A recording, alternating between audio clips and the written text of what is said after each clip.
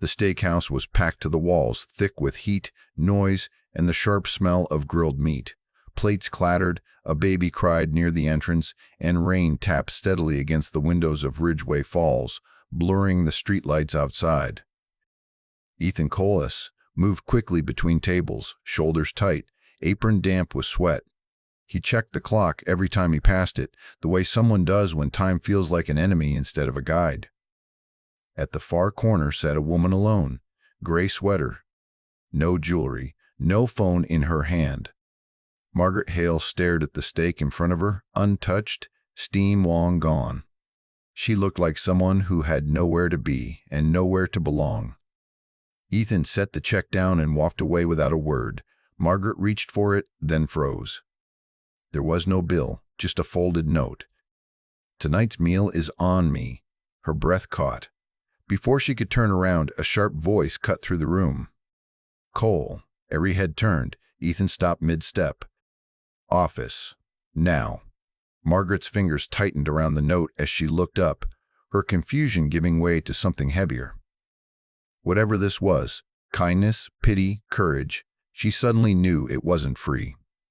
Subscribe to Just Dad Things for more powerful single dad stories, and tell me in the comments where you're watching from. Ethan Cole's days began long before the sun ever touched the windows of their small apartment. The alarm on his phone buzzed softly at 4:30 in the morning, and he always silenced it before it could wake Lilac. He lay still for a moment, staring at the cracked ceiling, already tired, already calculating the hours ahead. Then he swung his legs out of bed and started moving, because stopping meant thinking, and thinking made everything heavier. In the kitchen, he packed Lily's lunch with quiet care. Peanut butter sandwich, sliced apple, the last granola bar from the box. He folded the paper bag neatly, writing her name in careful block letters so it wouldn't smudge. Before zipping her backpack, he checked her inhaler, once. Then again, he always checked twice. Asthma attacks didn't wait for second chances. Lily patted in a few minutes later, hair messy, eyes half closed, dragging her favorite blanket behind her.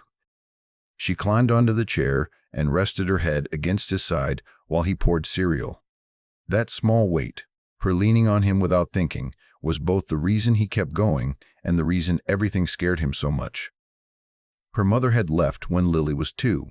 No dramatic goodbye. No fight. Just a note on the counter and an apartment that felt suddenly too quiet. Since then, every responsibility had settled squarely on Ethan's shoulders. Doctor appointments, school forms, parent-teacher meetings he attended alone, pretending he didn't notice the way people looked around for someone else. Custody wasn't something he talked about, but it hovered over his life like a shadow, as long as he stayed employed. As long as the bills were paid. As long as nothing went wrong. Stability wasn't a goal. It was a requirement. One missed paycheck, one eviction notice, one bad report, and strangers could start deciding what was best for his daughter.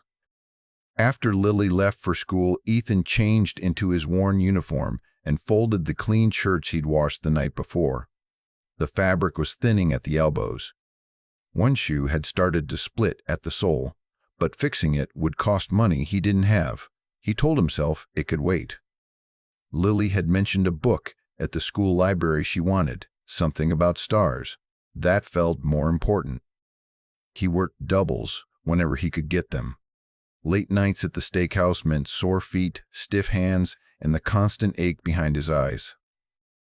Some nights, he came home after Lily was already asleep and sat on the edge of her bed just to listen to her breathe.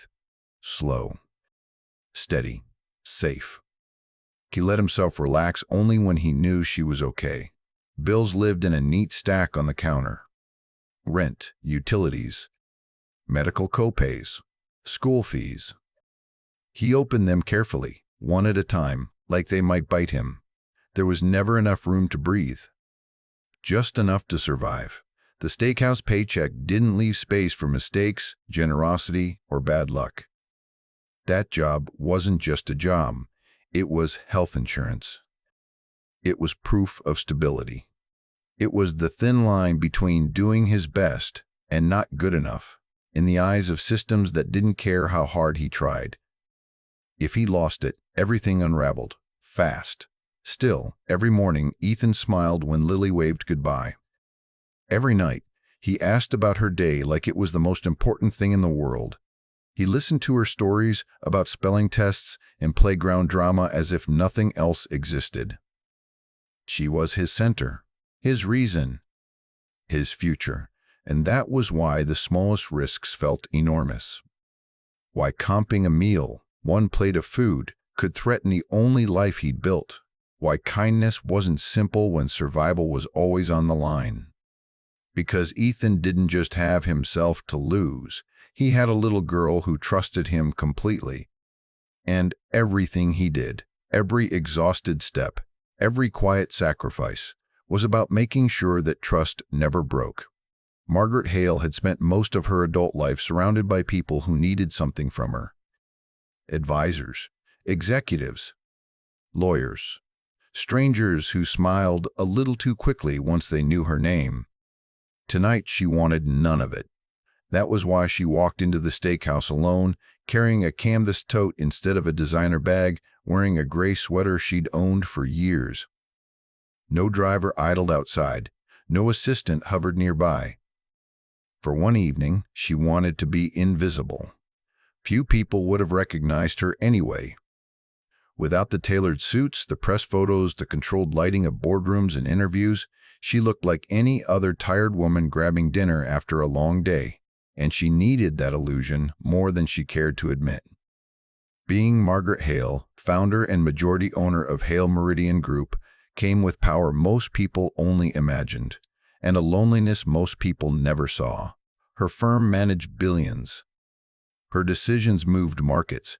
Entire careers rose or fell based on words she spoke in glass-walled conference rooms. Yet none of that followed her into the booth by the window. Here, she was just another customer staring at a menu she didn't really need to read. She noticed the waiter almost immediately. Ethan Kolick didn't rush like the others. He moved with a quiet focus, checking tables with practiced efficiency, shoulders tense but posture steady. When a small girl appeared near the hostess stand, backpack crooked, shoes flashing as she ran, Margaret watched Ethan's entire expression change. He crouched down to her level, spoke softly, listened fully, no impatience, no performance, just presence. The girl laughed at something he said and waved before being guided toward the back. Ethan watched until she disappeared, then straightened and returned to work as if nothing remarkable had happened. Margaret told herself it was nothing special. Parents worked. Employees did their jobs. Still, her eyes kept finding him. She ordered the ribeye out of habit, then immediately questioned it, not because she couldn't afford it, the price meant nothing to her, but because ordering it felt like proving something she no longer knew how to define.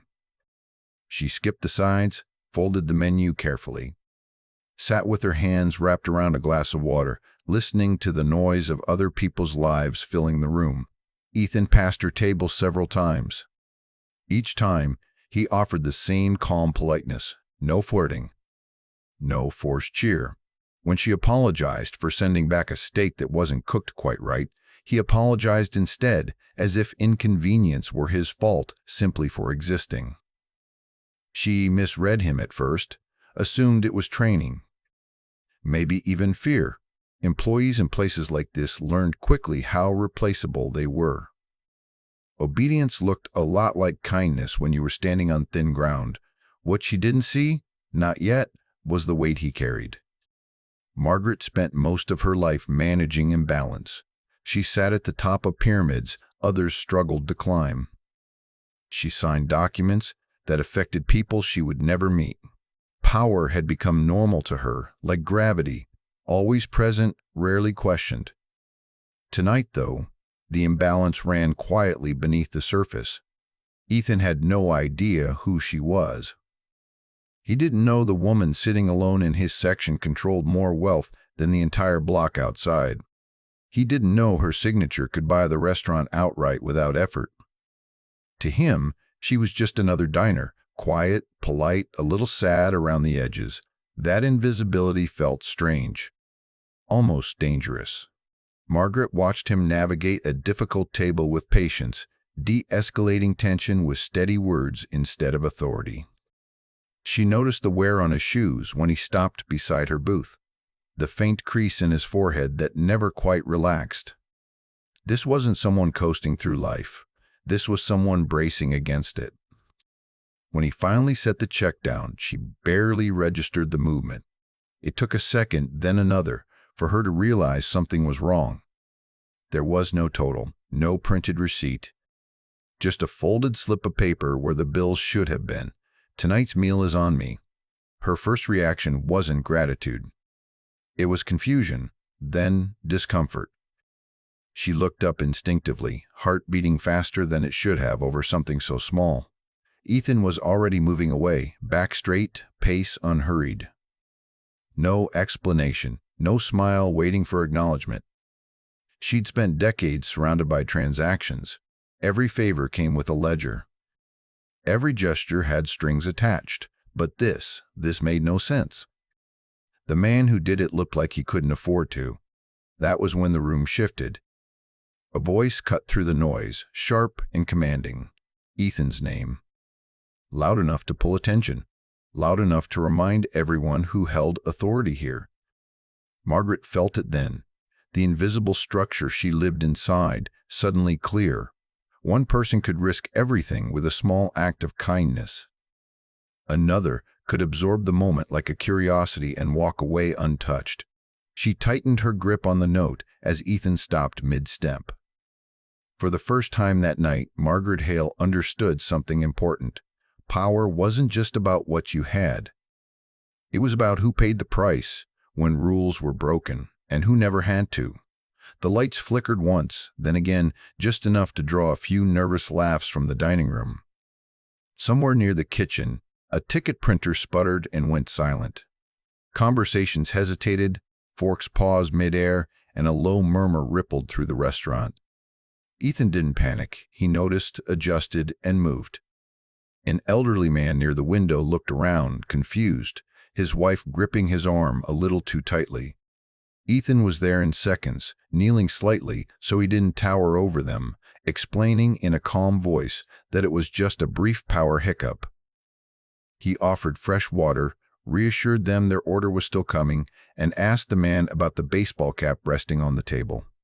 The tension drained from the couple's shoulders before the lights even stabilized. In the kitchen, a line cook started to apologize loudly for the delay. Ethan shook his head once, quiet but firm, and took the blame himself. "We've got it," he said, already carrying plates to tables that didn't know there was a problem. When a customer complained about the wait, Ethan listened fully, nodded, and thanked them for their patience as if it were a gift instead of a demand. He never raised his voice, never rolled his eyes, never pointed fingers. Margaret watched it all from her booth. She noticed how he redirected frustration away from coworkers, how he absorbed irritation without letting it harden him. This wasn't customer service training. It was instinct, the kind you develop when chaos at home teaches you that staying calm keeps everyone safe. Between tables, Ethan stepped briefly into the service station and counted his tips, separating bills with careful precision. Not greed, planning. He slipped the money into 2 different pockets, then checked his phone. A message waited. Finished homework. Got an A on spelling. The tension in his shoulders eased, just a fraction. He typed back quickly, smiling despite himself, then tucked the phone away and returned to the floor. Something about that small moment unsettled Margaret more than the earlier note. She'd seen executives make million-dollar decisions without blinking. She'd never seen relief look so fragile or so earned. Then the mood shifted. Derek Sloan's voice cut across the room, sharp and unmistakably angry. "Cole." Ethan stopped, slowly. The way people do when they already know what's coming. Derek didn't lower his voice. He didn't pull Ethan aside. He stood near the host stand, arms crossed, eyes hard, making sure everyone could hear. "You think you can just give food away now? A hush spread table by table. Heads turned. Margaret felt her stomach tighten. Ethan kept his voice steady. "I can explain." "No," Derek snapped. "You can explain why you think stealing from this restaurant is acceptable." The word hit hard. Stealing. Ethan's jaw tightened, but he didn't argue. "I covered the cost." "With what?" Derek laughed without humor. "Your paycheck." "You don't make those decisions. I do." Margaret stood halfway from her booth before she realized it. "I can pay," she said quickly, holding out cash. "It was my table." "This isn't." Derek turned on her, irritation flashing. "That's not the point, ma'am. Policies exist for a reason." Ethan glanced at her then, just once, not angry, not accusing, almost apologetic, as if she'd stepped into something meant only for him. Derek raised his voice further. "This is your last warning, Cole. One more stunt like this and you're done. I don't care what story you're trying to tell." Silence pressed down on the room. Ethan nodded slowly. "Understood." Thin ice. Margaret sat back down, the cash still useless in her hand. She felt heat rise behind her eyes, not embarrassment, but fury. She had walked in looking for anonymity, for quiet. Instead, she was watching a man be publicly stripped of dignity for an act that had cost him far more than anyone else realized. The system hadn't just corrected him, it had punished him for caring. And for the first time in a very long time, Margaret Hale didn't know how to walk away. Ethan didn't remember the drive home. He remembered stopping at a red light. He remembered the radio murmuring low, some late-night talk show host laughing at a joke that didn't land. Mostly, he remembered the weight in his chest that wouldn't lift, no matter how many times he told himself to breathe. When he unlocked the apartment door, Lily was already in her pajamas, sitting cross-legged on the floor with her backpack open, papers spread out like a small, careful mess. She looked up the moment she heard him. "You're late," she said, not accusing, just observant. "Yeah," Ethan answered softly, forcing a smile as he set his keys down. "Work ran long." She studied his face the way kids do when they know something's different, but don't yet have the words for it. "Did I do something wrong?" The question hit him harder than Derek's voice ever could. "No," he said immediately, kneeling in front of her. "Never that. You did great today." She seemed to accept that, but her eyes lingered on him as he helped her pack her bag for the morning. He checked her inhaler. Once. Then again. Muscle memory. Control where he could find it. At bedtime, Lily asked for an extra story. He didn't refuse. He never did when she asked like that. Quietly, carefully, as if she were afraid of asking for too much. He read slower than usual, voice steady even as his mind ran in circles. She fell asleep with her hand curled around the edge of his sleeve. Ethan stayed there longer than necessary, listening to her breathe. Only when he finally stood did the exhaustion crash into him fully. He went to the kitchen and sat at the small table, elbows resting beside the neat stack of unopened mail. The silence felt louder than the steakhouse ever had. He pulled out a notepad and a pen. "If I lose the job." 2 words, he hated writing. He calculated rent first, then utilities, then groceries stripped down to essentials. No extras, no margin.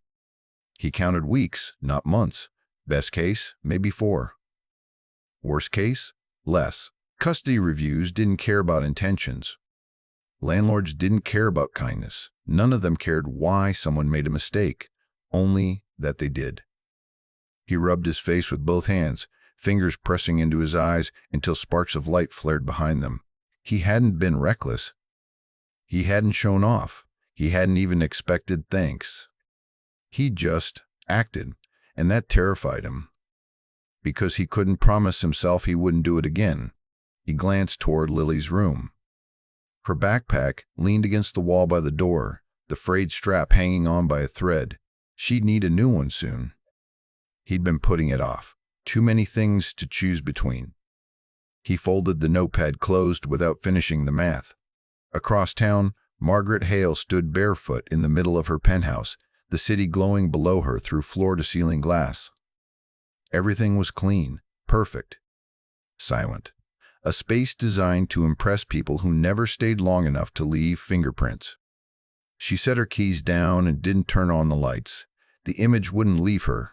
Ethan standing still while another man spoke over him, Lily's backpack flashing through her mind like a ghost she couldn't shake. She'd built her entire life on solving problems with money. Tonight, it had failed her completely. She poured a glass of water and didn't drink it. The apartment felt enormous and empty, every echo amplified by the absence of voices. No child's laughter, no television murmuring in the background. Just her thoughts, sharp and relentless. She'd wanted anonymity. She'd gotten truth instead. For the first time in years, she felt small, not because she lacked power, but because she hadn't known when to use it. She thought of the way Ethan had looked at the floor when he nodded, not defeated. Resigned. As if this was just another thing to carry. Margaret pressed her forehead against the glass and stared down at streets she owned shares of but had never walked. Her wealth had built walls so thick she hadn't realized how little warmth made it through. Somewhere across the city, a single father was doing math he shouldn't have to do, wondering how long he could protect his daughter from consequences that weren't hers. And for the first time, Margaret Hale understood what true helplessness felt like. Not having nothing, but realizing that having everything hadn't made her brave enough to act when it mattered most. The steakhouse looked different in the daylight. The same brick walls, the same sign out front, but the quiet morning air stripped away last night's noise, leaving behind something exposed. Chairs were still flipped upside down on tables. The smell of cleaner hung sharp and sour. A few employees moved slowly, setting up for lunch, speaking in hushed voices. Ethan stood near the service station, adjusting silverware he'd already aligned twice. He hadn't slept much. Every time the door opened, his chest tightened, waiting for Derek's voice, for a decision that hadn't come yet. Thin ice felt thinner in the morning. Then the front doors opened again. This time, it wasn't a regular. A woman stepped inside in a tailored navy coat, posture straight, expression calm. Behind her came two men in suits and a woman carrying a leather portfolio. No one raised their voice. They didn't need to. Authority moved with them naturally, quietly. Ethan recognized her immediately, the woman from the booth. Only now there was no gray sweater, no canvas tote, no attempt at invisibility. Margaret Hale stopped just inside the entrance and waited. She didn't announce herself. She didn't scan the room. She stood still until Derek Sloan noticed her, until he straightened, smile already forming, instinctively sensing importance. "Good morning," Derek said, stepping forward. "Can I help you?" Margaret met his eyes. "I believe you already did. Last night." The smile faltered. She turned slightly, gesturing to the people behind her. "I'm Margaret Hale, founder and majority owner of Hale Meridian Group." The room went silent. Derek's face drained of color as the words settled. He laughed once, short and uncertain, as if waiting for the punchline. It didn't come. Margaret continued, her voice even. "Hale Meridian holds the controlling investment stake in this restaurant group, which means I don't need an appointment." She looked around then, not accusatory, just present. Employees froze mid-task. Ethan's hand stopped moving altogether. Margaret took a step forward. "I came in last night as a customer." I sat alone. I was served by Ethan Cole. Derek swallowed. "Ms. Hale, if there was any misunderstanding." "There wasn't," she said gently, cutting him off without raising her voice. "In fact, I remember the evening very clearly." She turned toward Ethan. He didn't look away. He couldn't. "You left a note with my check," she said. "You paid for my meal." Ethan nodded once. He didn't speak. Margaret turned back to Derek. "You accused him of stealing. You reprimanded him publicly. You told him he was on thin ice." Her words landed one by one, precise and unhurried. There was no anger in them. That made them worse. Derek opened his mouth. Closed it. Tried again. Company policy is meant to guide leadership, Margaret said. Not replace it. She took a breath. Ethan Cole acted with kindness. He took responsibility for his choice. He did not steal. He did not lie, and he did not deserve to be humiliated for doing something human. The room felt impossibly still. Margaret turned slightly, addressing everyone now. Leadership isn't measured by how tightly you enforce rules when it's convenient. It's measured by how you protect people when doing the right thing costs them something. Derek shifted, suddenly unsure where to stand. Margaret gestured to the woman with the portfolio. Remove the warning from his record. Effective immediately. The woman nodded and began writing. And as for management, Margaret continued, eyes returning to Derek, there will be a formal review of how discipline is handled in this location. Public shaming is not leadership. It's laziness. Derek's shoulders sagged. He tried to speak again, but no one was listening now. Margaret faced Ethan once more. Mr. Cole, your job is secure. Your record is clean. And if you choose to stay here, it will be with the respect you earned, not because of who I am, but because of who you are. Ethan felt heat rise behind his eyes. He hadn't prepared for this moment. He'd braced for loss, not defense. He nodded, throat tight, trusting himself not to say the wrong thing. Around them, something shifted, not applause, not cheers, something quieter. Relief. Margaret didn't linger. She turned back toward the door, her team following. Just before leaving, she paused and looked back at Ethan one last time. Thank you, she said, not formally, not as a CEO, as a person. Then she was gone. The doors closed behind her, and the steakhouse exhaled. Ethan stood where he was, the silverware forgotten in his hands. For the first time since the night before, his shoulders lowered. Not because someone powerful had spoken, but because the truth had been said out loud, and everyone had heard it. The changes didn't arrive all at once. They came quietly, the way real stability always did. 2 days after Margaret Hale walked out of the steakhouse, Ethan was called into the office again. This time, there was no raised voice. No crossed arms. The conversation was short, careful, almost respectful. He was offered a floor supervisor position, slightly higher pay. Predictable shifts, no more last-minute doubles that swallowed evenings whole. Most important of all, the hours lined up with Lily's school schedule. Ethan didn't answer right away. He asked questions. He made sure the role didn't mean less time at home, not more responsibility without support. When he finally nodded, it wasn't relief that settled over him. It was something steadier. Trust. Earned, not handed down. That afternoon, he picked Lily up from school for the first time in weeks. She spotted him through the fence and ran, backpack bouncing against her shoulders. You're early, she said, eyes wide. New schedule, he told her, smiling. Thought we'd celebrate with hot chocolate. Her grin said everything. A few evenings later, Margaret returned to the steakhouse alone. No entourage. No announcements. Just a woman sitting at the same corner table, waiting. Ethan noticed immediately, not with surprise, with recognition. He approached slowly. Can I get you something? Just tea, she said. If that's okay. He nodded and returned with a mug he'd warmed first, setting it down gently. They sat in silence for a moment, the noise of the restaurant flowing around them without pressing in.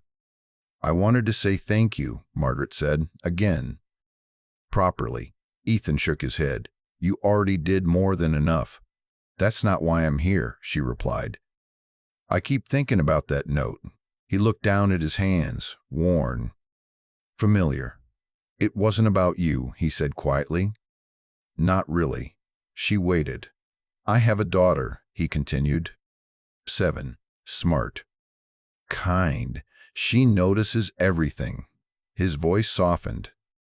When I saw you sitting there, I thought about her. About someday, years from now, when I won't be able to be in every room she walks into. Margaret didn't interrupt. I wanted the world to be kinder to her than it's been to me, Ethan said, so I try to put that kindness out there when I can. Even if it costs me. Margaret felt something loosen in her chest. You weren't trying to save me. No, Ethan said. I was trying to remember what matters. They sat with that for a moment. When Margaret stood to leave, she placed her tip on the table. Generous, but not excessive. Considerate. Balanced, Ethan noticed. He appreciated that more than she knew. As she walked out, he returned to the floor, steady in his role, greeting coworkers who now looked at him differently. Not as someone who got lucky, but as someone who'd been proven right. That night, Ethan helped Lily lay out her clothes for the next day. They laughed when she mismatched socks on purpose. Later, he watched her fall asleep, breathing slow and even, safe in the quiet of their home. Life hadn't become perfect, but it had become manageable. And for a single father, that was everything. The apartment was quiet in the way that only safe places are. Ethan sat on the edge of Lily's bed, the lamp casting a soft circle of light across her blankets. She held her spelling list in both hands, reading each word slowly, carefully. When she finished, she looked up at him, searching his face. I didn't mess any up, she said. You didn't, Ethan replied, smiling. You worked hard. She yawned, pride and exhaustion mixing in her eyes. Will you be here after school tomorrow? Yeah, he said without hesitation. I will. That answer mattered more than he'd realized. After she fell asleep, he stood for a moment, listening to her breathe. No phone buzzing, no knot in his chest. Just quiet. In the kitchen, he packed her lunch without rushing. Apple slices, sandwich. A note folded small enough to tuck inside the bag. I'm proud of you. Across town, Margaret Hale walked home instead of calling for a car.